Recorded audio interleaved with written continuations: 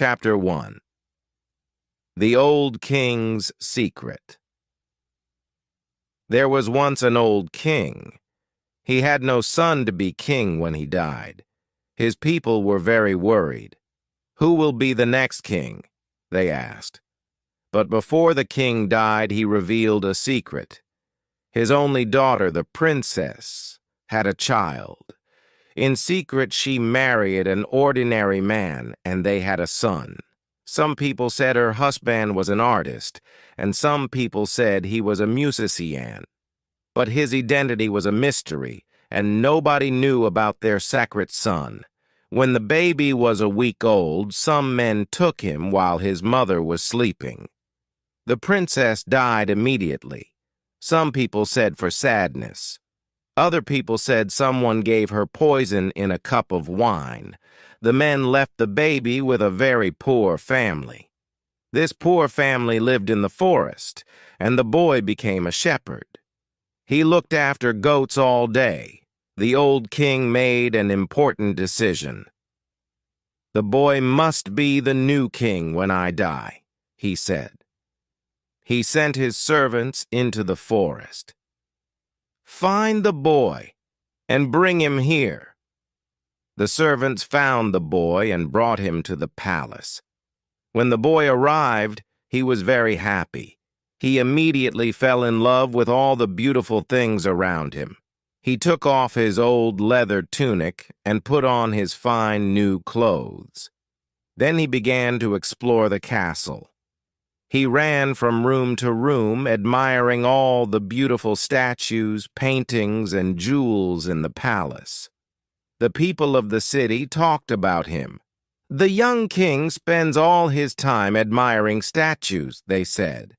"Beauty and art are the most important things for him." In fact, the young king was so fascinated with beautiful objects that he wanted more of them.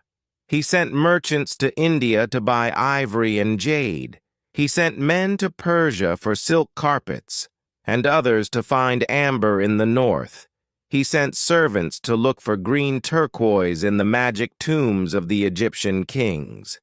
The young king thought about all these things, but most of all he thought about his coronation robe. He was 16, and it was his coronation day the next day. He was very happy because he had a beautiful coronation robe of gold, a crown of rubies, and a scepter of pearls. He ordered men to work night and day to prepare his coronation robes. "Search the whole world for the biggest rubies for my crown and the most beautiful pearl for my scepter," he said.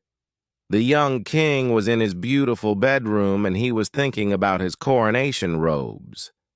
It was nighttime, and he looked around him.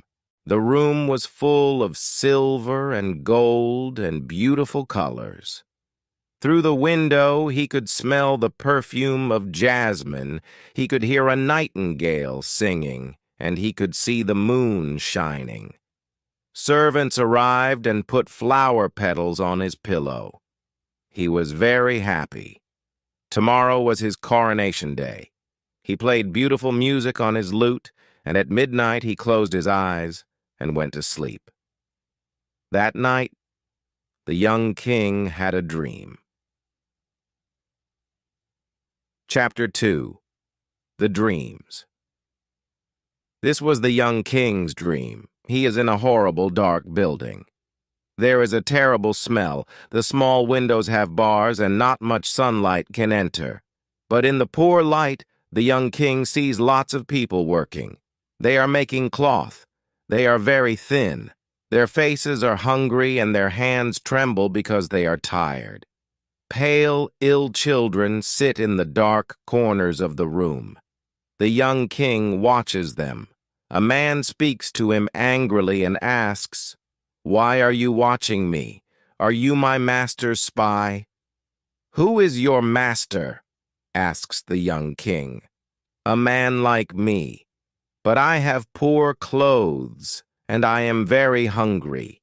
He wears beautiful clothes and is very rich. We work for him all day. We make wine, and he drinks it. We work on the land, but he eats the food. We are his slaves. But this is a free land, says the young king. You are no man's slave. In war, weak men are the slaves of strong men. In peace, poor men are the slaves of rich men. Are you all slaves?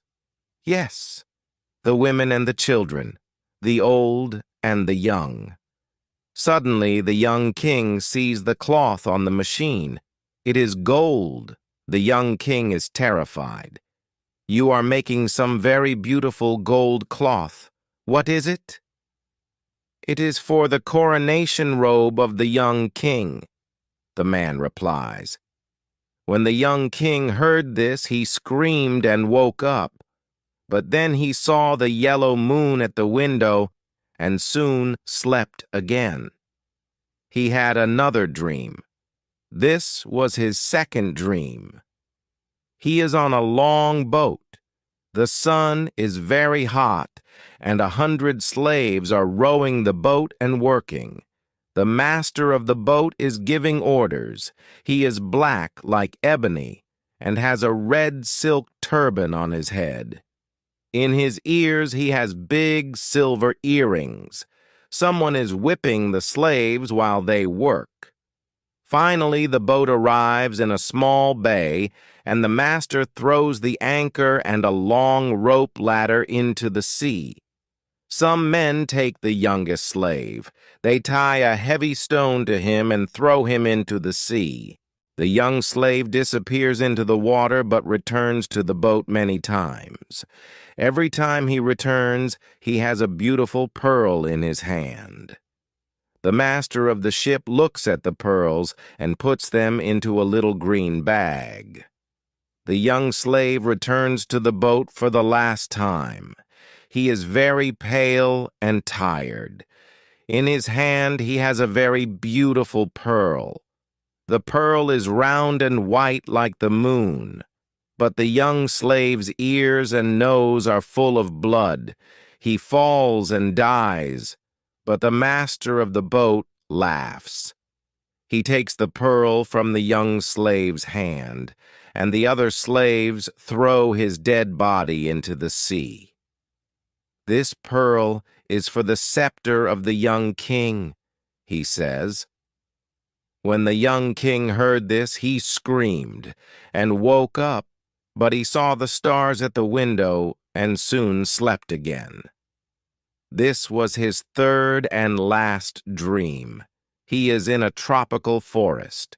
It is full of strange fruit and beautiful poisonous flowers. There are snakes in the grass, parrots in the trees, and monkeys and peacocks all around. The young king sees lots of men working in a dry river. They are digging the ground and cutting big rocks and stones. Death and Avarice are in a dark cavern. They are also watching the men. Death says to Avarice, "Give me 1/3 of your men," but Avarice refuses. "No, they are my servants," she says. Death is very angry when he hears this. He sends malaria to kill 1/3 of the men. "What have you got in your hand?" Death asks. 3 grains of corn, but why are you interested?" she asks. Death says, "Give me 1 grain of corn to plant in my garden." But Avarice replies, "No, it is my corn," and she hides the corn in her pocket. Again, Death is very angry when he hears this and calls Fever. Fever comes in a red robe like fire. He touches 1/3 of the men and kills them. "Now, give me a grain of corn from my garden," says Death. "No, never," replies Avarice. Death is extremely angry and calls Plague. Plague arrives from the sky, flying like a bird, and kills the rest of the men. Avarice screams and runs into the forest. Death takes his red horse and rides away, fast like the wind. And then dragons and terrible monsters come out of the rivers and the valleys. The young king cries and says, "Who were those men? What were they doing?" "They were looking for rubies for a king's crown," replies a voice behind him.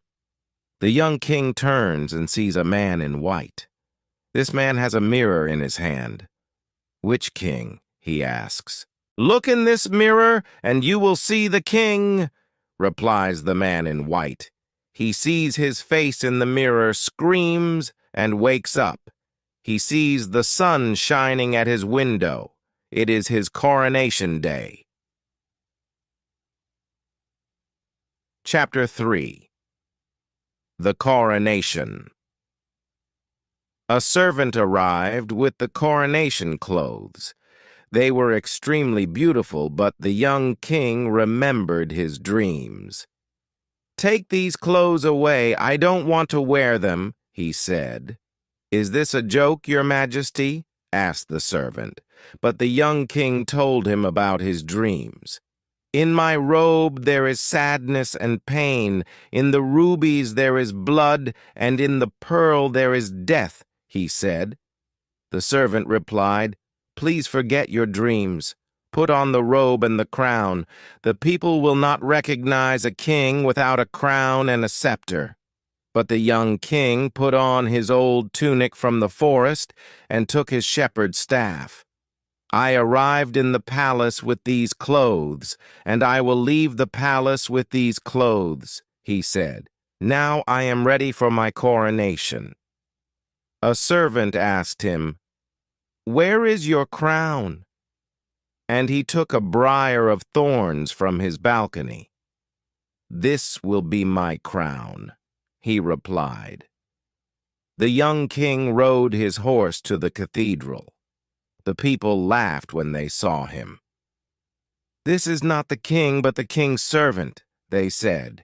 He explained his dreams, but one man was angry and said, "Do you not know that rich people give poor people work? It is difficult to work for a hard master, but it is more difficult to work for no master. Please return to the palace and put on your coronation robes." "The rich and the poor are brothers," he replied, but the people laughed again. He arrived at the great door of the cathedral, but the soldier stopped him. "What do you want? Only the king can enter by this door." "I am the king," he replied. The bishop saw him and asked, "Where is your crown? Where is your scepter?" The young king told the bishop of his dreams, but the bishop answered, "Listen to me. I am an old man. There are many bad things in the world, but you cannot change them all. There are thieves and pirates and beggars, but you can't make these things disappear. They are too much for one person. Go back to the palace and put on your coronation clothes." But the young king passed the bishop and entered the cathedral. He went to the altar and looked at the image of Christ. He saw the light of the candles and the smoke of the incense. Suddenly a crowd of people ran into the cathedral. They had swords and were very angry. "Where is this king dressed in beggar's clothes?" they cried. "We must kill him because a beggar cannot rule us. He will be bad for our country." But the young king prayed silently in front of the altar. Then he turned and looked at the people sadly. At that moment, a ray of sun shone into the cathedral. It illuminated the young king at the altar. The sun made a beautiful robe around him. Red roses grew on his dry crown of thorns, and white lilies grew on his staff. The roses were redder than rubies, and the lilies were whiter than pearls. Music started to play, and voices started to sing. The glory of God filled the cathedral. The people knelt down. "He is crowned by someone greater than me," the bishop said. and he knelt in front of the young king. The boy came from the altar and passed the people. But they didn't have the courage to look at his face because it was the face of an angel.